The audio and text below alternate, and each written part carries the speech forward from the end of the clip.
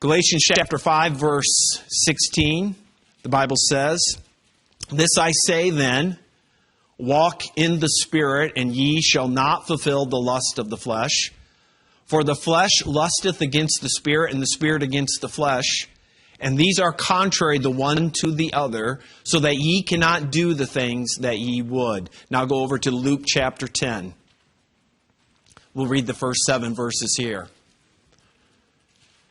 "After these things, the Lord appointed other 70 also, and sent them 2 and 2 before his face into every city and place whither he himself would come. Therefore said he unto them, The harvest truly is great, but the laborers are few. Pray ye therefore for the harvest, that he would send forth laborers into his harvest. Go your ways. Behold, I send you forth as lambs among wolves. Carry neither purse, nor scrip, nor shoes, and salute no man by the way. And into whatsoever house ye enter, first say, Peace be to this house. And if the Son of Peace be there, rest upon it. If not, it shall water, and the green pastures are today." So, Lord, calm our hearts. The cares of the world help us to put aside, so that you can lead us to those still waters. Help us to find green pastures. Just celebrated his death, burial, and resurrection, and that is a glorious thing. But folks, we need to add to that in the sense of we need to have depth to that relationship. There were many people last week who attended services, Easter services, and I was not aware of this, but it apparently is true. Easter is the most attended holiday in church of any of them. I would have thought Christmas would have been, but it's Easter. So there are a lot of people there who heard the message of the resurrection, but walked away empty or walked away not satisfied. So I'm not interested in measuring anything. I'm not interested in trying to gin up some feelings among us and trying to put a facade, some veneer over us, because I'm supposed to get from Christ, because walking in this life is at times very difficult.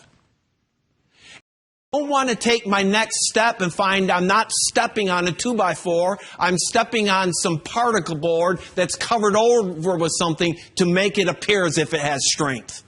I want what's really supposed to be there to get me through this life. So what we're going to do this morning as we begin our little journey on this 50 days of cleansing, we're going to look at some people in the Word of God who've already lived. If we want to know what we can expect out of this life with our walk with Jesus Christ, and for it to be genuine, one of the best ways to do that is look at people who've already lived. That God has breathed out, so the accuracy is not in question. The results are not in question, because He's the one that's breathed this out. So these are great case examples to take a look at. And let's just what do you think we will find? Newness of life? Better believe it. Forgiveness of sin? Better believe it. Washing away of guilt. God to go to my heart, to go to my soul, and minister truth there. I am a receptacle for God's words, and when it's received correctly, there's action. So we want to take a look at this joy. And I'm just wondering, do you sense that your joy meter is about full, or there's room for improvement? Is your joy house just full, or are you some rooms that need some more furnishings? So if that's true, again, I don't want to sit up here with Mr. Grin Face and pump you all up, and so you walk out of here all joyful and feeling this and that, and the minute you step out there, you realize Pastor Grover just gave us some veneer.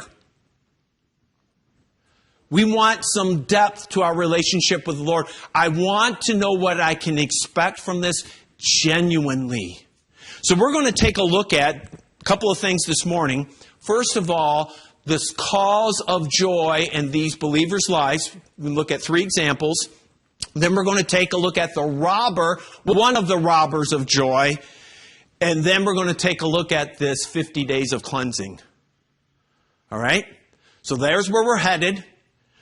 And this isn't necessarily going to be a series because next week we're going to cover our memory verse. And so we're going to go over that. And so we'll dive back in and out of this 50 days of cleansing. I will be asking you as I see you how it's going because you know what? Shepherds are supposed to prod the sheep. It's not sticking their nose in your business. It's what God intends for shepherds to do, is to shepherd sheep. Otherwise, you don't need them.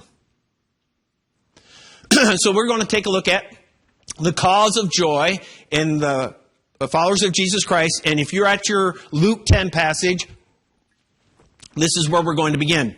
It says in Luke chapter 10, you can find the same account in Matthew chapter 10, and I do not know where it's found in Mark, but if you can remember 10, you're in good shape. After these things, the Lord appointed other 70 also, so the 12 have already gone out. Okay? These are 70 more. 70 ordinary people. These are not the apostles. Okay? He sent them out 2 by 2 before his face into every city and place. Now, get this, whither he himself would come. You are the equivalent of John the Baptist. And more. John went to prepare the area for Jesus. You and I, because Jesus said, I'm sending you, but don't think you're just going to be on your own. I'm coming right after you.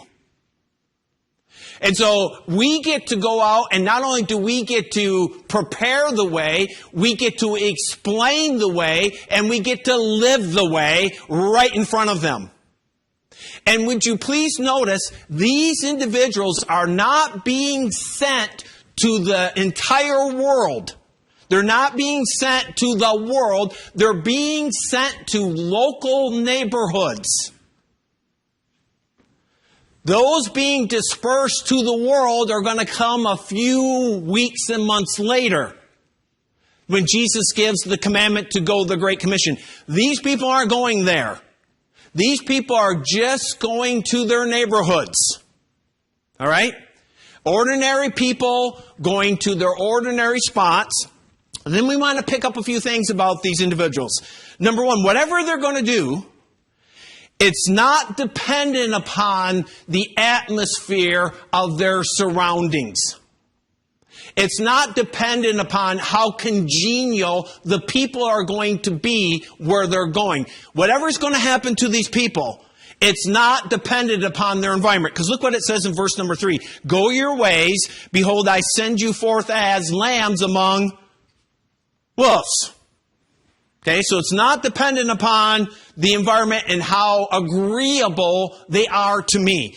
Number 2, verse number 4, it's not dependent upon what I have, my possessions. It says, carry neither purse nor scrip. That would be like a lunch bucket or a cooler, something to put goods and food in.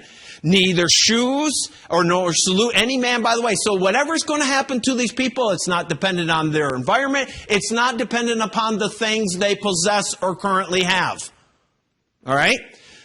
Then it goes on in verse number 4, or verse number 5, and whatsoever house you enter in, it doesn't matter where I'm staying. It doesn't matter about my living conditions.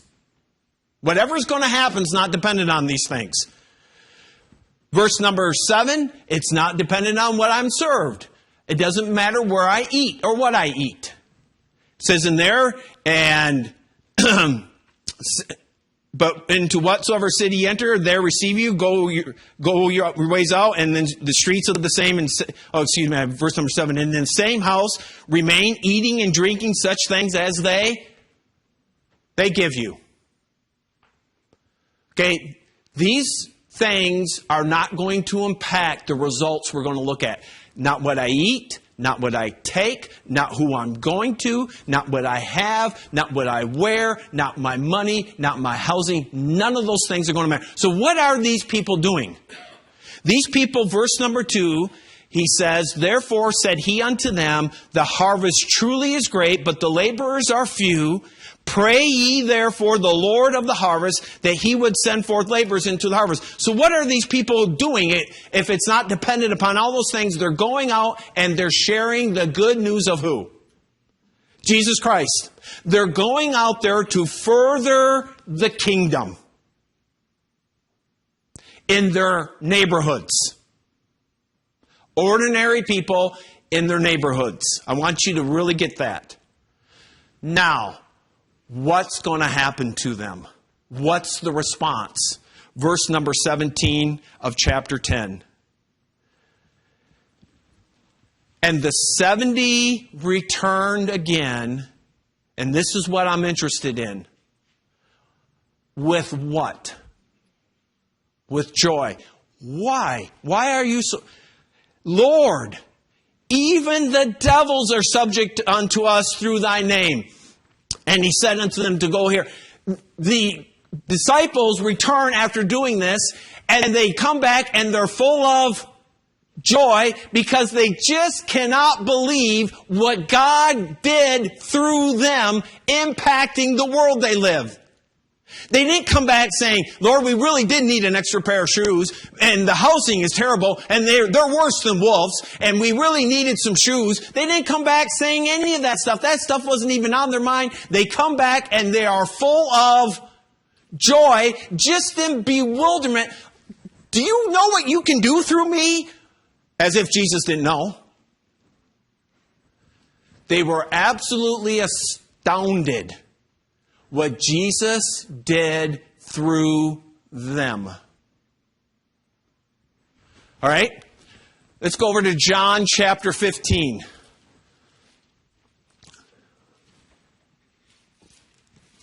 John chapter 15, verse number 10.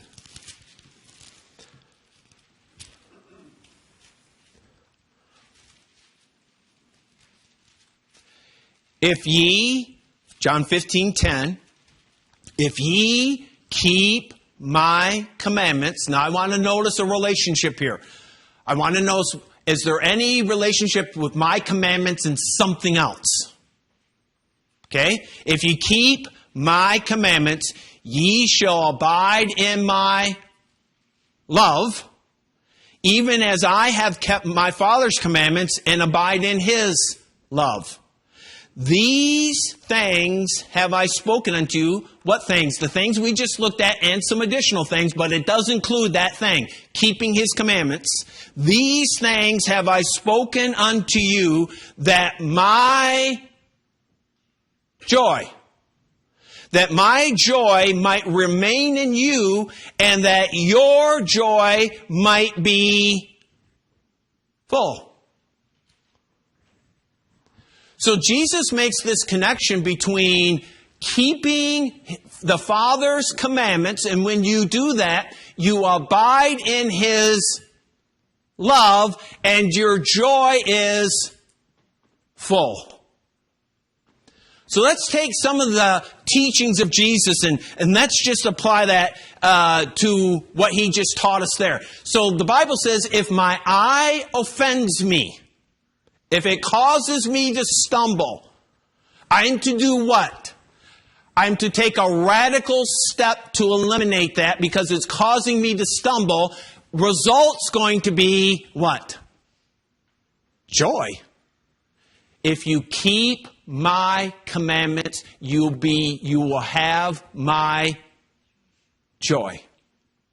If somebody has come up to me and has asked for forgiveness, and I grant that forgiveness as Jesus says I should, my life is going to be full of joy. If I keep the commandments, if I keep the great commission that Jesus says, go ye into all the world, if I do that, I'm going to abide in my Father's love, and my heart is going to be full of joy. Everybody see the connections here? So we've got people who are going out and proclaiming the kingdom, not caring for anything that normally we think brings joy to our lives. Housing, food, and clothing, and money. That's what we think bring joy to our lives. These disciples go out and they have none of that, and they come back just rejoicing, full of joy because of what God's done for them. Jesus says, you want to be full of joy? Keep my Father's commandments. You will abide in His love, and you'll have our joy. All right. Now we're going to move on to Matthew chapter 25. Matthew chapter 25. What can I expect from my relationship with Jesus Christ? That's what we're after. What can I expect? And there are many things, and what we're finding today is one thing I should be able to expect from my relationship with Jesus Christ would be what 3-letter word? Joy. And if I don't have it, I need to ask myself, how come I don't have it? Why do I not have it? Better yet, have you in the past year felt like running into church and saying, can you believe what God can do through me? This is absolutely amazing. Like the 70 did. Do you not sense they just could not get back to the Lord and say, you're not going to believe this? What's going on in my life?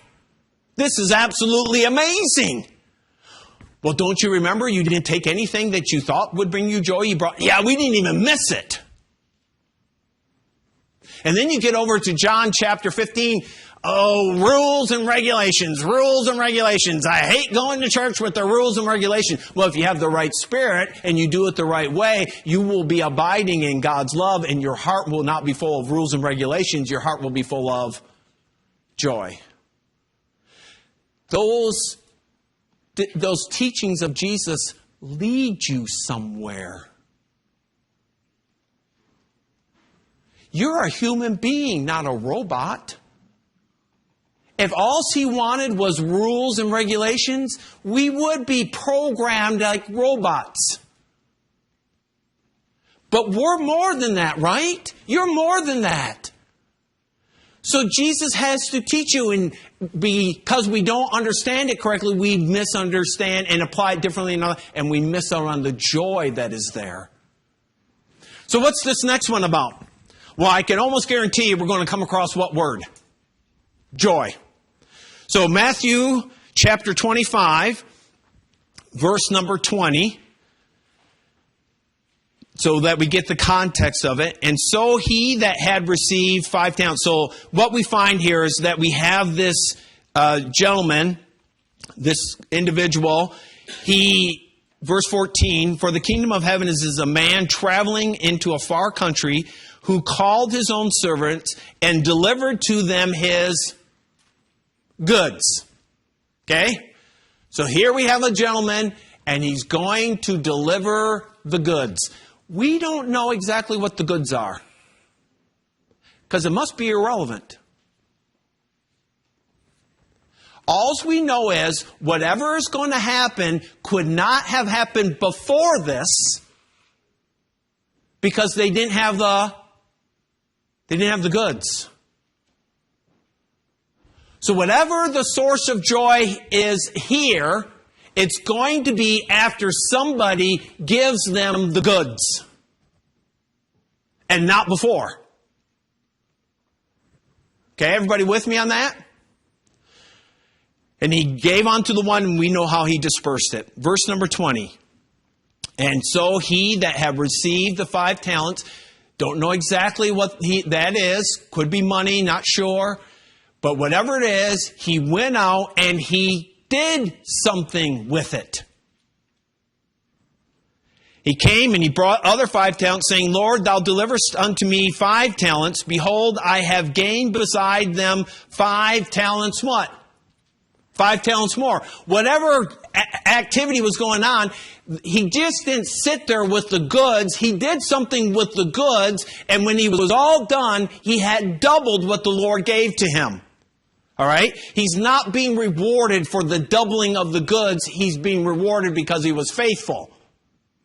So what happened? Verse 21, and his Lord said unto him, well done, thou good and faithful. Not thou well done, good and very productive. Boy, you doubled it. Not what he says. You're not rewarded on your production. You're rewarded on your faithfulness with the goods. Thou hast been faithful over a few things. I will make thee ruler over many things. Enter thou into the joy of thy Lord. So now we see another occasion where we have the end result being joy. Now, not everybody in this parable experienced the joy. There's somebody who did not experience the joy. Look down at verse number 25. Verse 24, Then he which had received the 1 talent came and said, Lord, I knew that thou art an hard man, reaping where thou hast not sown and gathering where thou hast not strawed. He's not going to be talked to in this way because he only had 1. He's going to be talked to in this way because he wasn't faithful. All right? So he goes on, he says, verse 25, and I was afraid and went and hid the talent in the earth, and lo, there thou hast, that is thine. His Lord answered and said unto him, thou wicked and slothful servant, because he didn't do what? He didn't do anything with the goods. Thou knewest that I reap where I sowed not, and gather where I have not strawn. Thou oughtest therefore had to put my money to the exchangers. You should have done something. He's punished because he did what? Nothing. The people who did something were rewarded and entered into the joy of their Lord. The people in John chapter 15 are told they'll enter into the fullness of joy if they keep God's commandments. In chapter 10 of the Gospel of Luke, these people come back full of joy, spreading the good news of the kingdom and rejoicing that God could use them. Now, let's quickly go back over to Galatians chapter 5.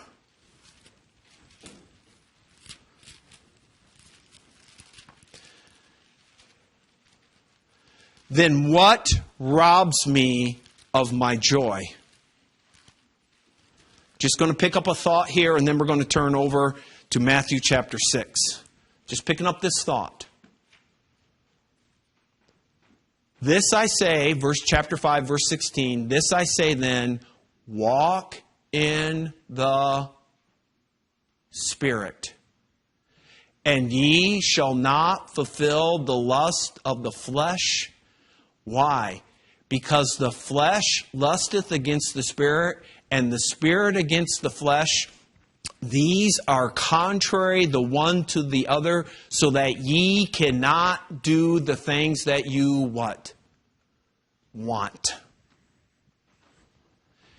If I'm walking in the Spirit, I will not do the things of the flesh. If I'm walking in the flesh, I will not do the things in the Spirit. So there's an association here. Spirit and flesh. When one is in control, I cannot do the other, and vice versa.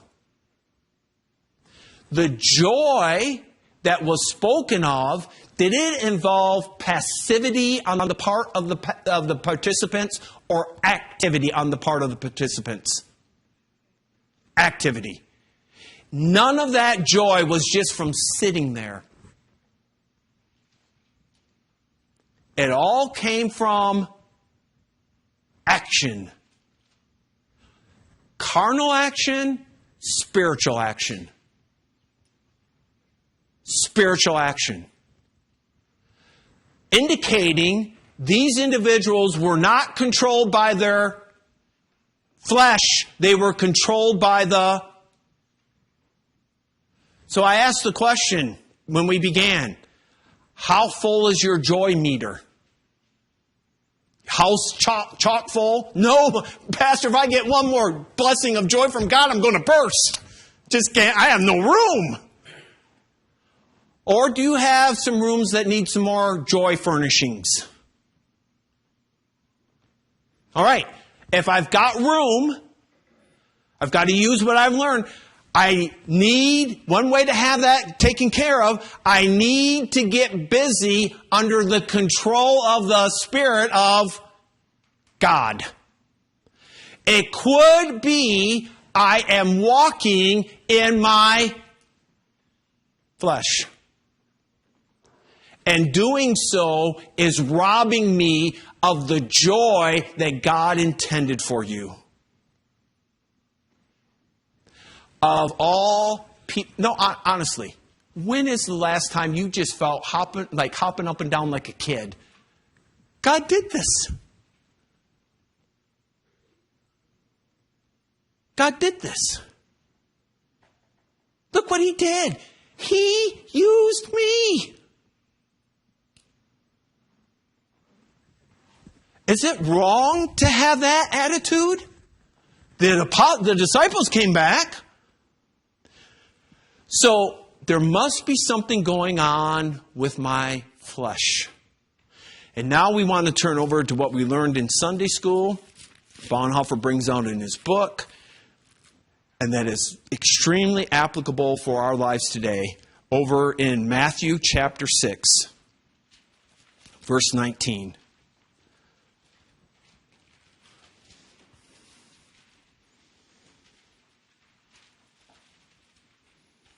Verse 19. Lay not up for yourselves treasures upon earth, where moth and rust doth corrupt, and where thieves break through and steal. But lay up for yourselves treasures in heaven, where neither moth nor rust doth corrupt, and where thieves do not break through nor steal. For where your treasure is, there will your heart be also. The light, here's the part we want to get to. The light of the body is the eye. If therefore thine eye be single or healthy, the whole body shall be full of light. But if thine eye be evil, unhealthy, sick, the whole body shall be full of darkness. If therefore the light that is in thee be darkness, how great is that darkness? So the key then to my learning and my understanding and my doing is all happening with what I see.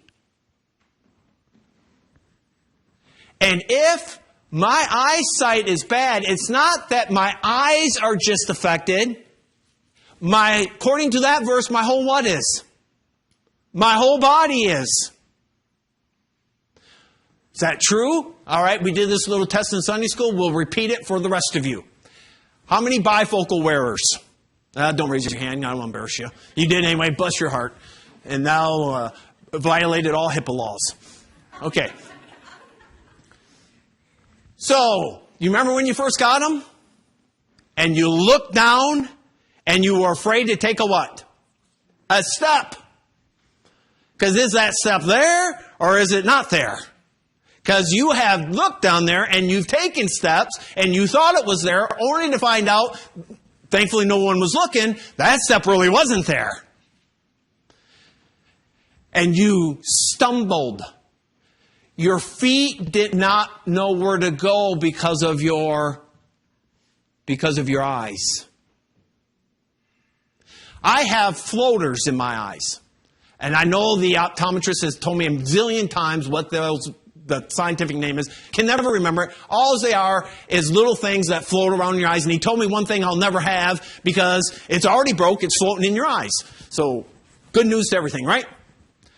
So sometimes they bother me, sometimes they not. And it's just a little something just floats across your eye. And I'm sitting in this patient's room, and sometimes you're aware of it, and sometimes you're not quite aware of it. You don't know if that was real or not. So I'm in the patient's room doing an echocardiogram, and I swatted. Thought I saw a fly. And there was nothing there. So I kind of just, because the patient's probably going, this nut's looking at my heart.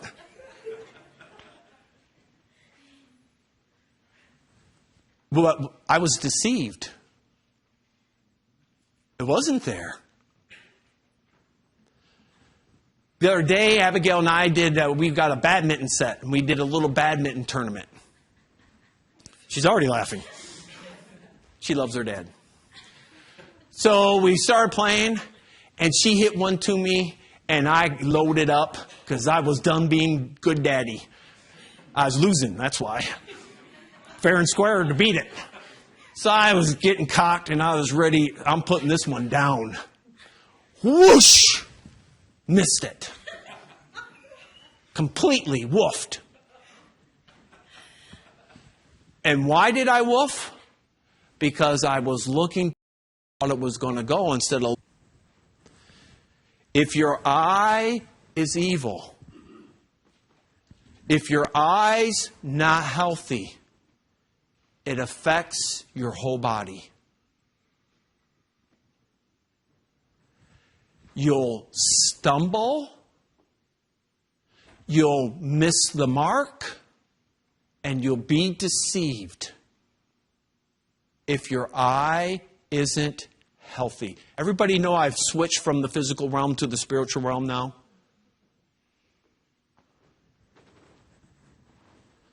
So it matters what I see. And I mentioned this before from the book, Born That Way After All. Exposure creates desire. Now we're getting into the 50 days of cleansing. If my joy meter has several more tings before it hits full, it could very well be there are areas of flesh in my life. There are uncompatible flesh and the spirit. And it may be tied into what I'm seeing because the light of the body is the eyes. And it could be that exposure creates desire. I'm not being exposed to the things that are causing the right desire. So maybe there's junk food of the eyes going on in my life that I need to start cleansing my life of. Maybe I'm looking, hearing, going places that are creating a wrong desire, feeding my flesh, which then does battle with my spirit, then does rob me of my joy. Because I'm looking at my Bible and I'm looking at all these examples, and we could have went more. These people are full of joy. And it's not because they had the most modern facility to have their church service and they had fog makers shoot up fog and strobe lights going. They had none of that. All they had was Jesus Christ. That's all they had. And what He told them to do. That's all they had. And the Lord, He gave talents as to the ability of the person to receive. He didn't give them more than they could handle, but He did deliver the goods. And everyone who got the goods and did something were faithful with them. They were not rewarded by their production. I want you to get that. No production. It wasn't based on that. It was based on they were faithful. They got busy doing something. And the one who did nothing. God said, Jesus said, you could, even if you did the bare minimum, you would have been rewarded. So people going, amazed at what God can do in their lives. People obeying. People using the goods. All full of joy. And folks, we don't want to rob ourselves of that. So is something going on with your eyes? Because that affects your body. Are you witnessing something that is destroying or fighting? You're actually fighting the Spirit of the living God. So, is it something you're watching? TV, phones, iPads. I don't even know what other gadgets there are out there. I'm sure there are more. I'm sure you can watch your watch. Is it something you're hearing? Something you're listening to? The company you're keeping? No, you don't have to be a self-righteous person and walk around like you're all that because of the way the other people talk. There's a proper way to handle it, but excuse yourself from it. Is it someplace your feet are going? Are your feet taking you somewhere that are causing your flesh to erupt and do battle with the Spirit of the living God? Is that what's going on? So for the next 50 days, I don't know. I know my areas. I know where I'm being hit. I don't know. So that's why I'm not going to say we're going to do this, and this. No. You know. I know you know. And for the next 50 days, take the steps necessary to get that out of your life and see if joy doesn't come back. Maybe you'll want to fast. I'm not going to declare a day of fasting. Because I don't know, some of you medically may not be able to, and some of you it doesn't need to be food. Maybe it needs to be a fast from social media. Maybe it does need to be a fast from your TV. Maybe it needs to be a fast from talk radio. Maybe it needs to be, I don't know what it needs to be a fast of. But is it blinding you? Is it junk food for your eye? Is it something that's quenching the Spirit of God and robbing you of your joy?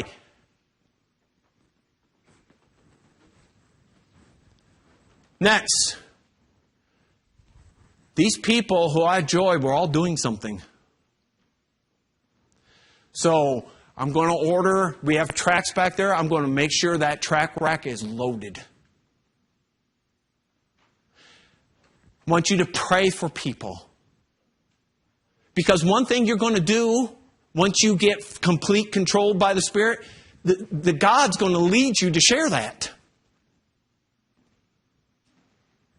He sent those ordinary people, and I love this. He did not send them to the world. He sent them to their neighborhoods. Ordinary people who didn't have to have money, who didn't have to have houses, didn't have to have the right clothes, didn't have to have the right temperament, political temperament in the neighborhood to be receptive to what I have to say. Jesus said, "You're going and I'm coming right behind you. You go and let me assure you, I'm right there." So go. Go talk. But you have to, and we're not trying to manufacture this. Not going to sit there and beat you over the head. Did you pass out 10 tracts this week? Did you witness to 5 people? Did you cross 2 old ladies across the road? Did you give to this? No. I want it to come from your heart when your master delivers the goods. When he delivers the goods, and he will, and he has, then do something. But we need to get the soil right here worked up. Because the cares of this world, if Jesus threw, for some of you, if Jesus threw some seeds there, it gets sucked right up. Your heart's not ready for it. Other cares are going on. Jesus isn't going to throw seeds and waste seeds. Let's get our hearts plowed. Let's get the fields ready. Let's get the stuff out of our lives that need to be out of our lives. So when the goods come, the seed come, Christ is there and He delivers that. It has room to sprout in our lives. We won't be walking around manufactured Christians. We'll be genuine Christians who have had the love of Christ working in our hearts, driving us to a deeper relationship with Him, desiring to be used of Him, and just rejoicing that He would. And getting anything that would inhibit that out of my life. So that our kids wouldn't say, I live in a legalistic home. No. I live in a home where my mom and dad, my brothers and sisters just love the Lord. And see what God can do with us, right? What could God do with this church? What could God do with the Christians in Ashland County? What could God do with the Christians in Ohio? If we would all set our hearts to do this. The warm season's coming up, right? For us Ohioans, we're going to be bumping into more people. More people are going to be out in their yards. More people are going to be out, if you have sidewalks in front of you, walking the sidewalks. More people are just going to be out. More opportunity to run into somebody and for God to start a conversation. And you and I need to be ready to be able to share whatever God lays on our hearts. They're not all going to be lost. Some of them are going to be struggling Christians that just need to know God does still love them. But some of them will be lost. And we need to be there, ready, with our hearts full of the Spirit of God, not our carnality, ready to deliver the goods. So folks, we'll mark it off. 7 weeks from tomorrow should be 50 days. That doesn't mean we stop and we go back to our carnality. It means we set a goal. And we strive for the things that God has laid upon our hearts through His Word. And then wouldn't it be glad if we could all come one day, one the next, one day, couple weeks, just rejoicing. Look what God's done to me. Right? Young people, look what God's done to me. Not feeling like kids can't be used, young people can't be used. They can be extremely used of God. You don't even realize the potential that's locked up in that box of yours. It's loaded. Let God break open that lock and let it go. Let me guarantee you, you touch someone's life, they're going to remember you a lot longer than giving them a note or a mood ring or a text from here or there. You touch their lives, they'll never forget that. So folks, 50 days. Set your heart to it. Set your mind to it. And make sure it's genuine and not fake. Let's stand.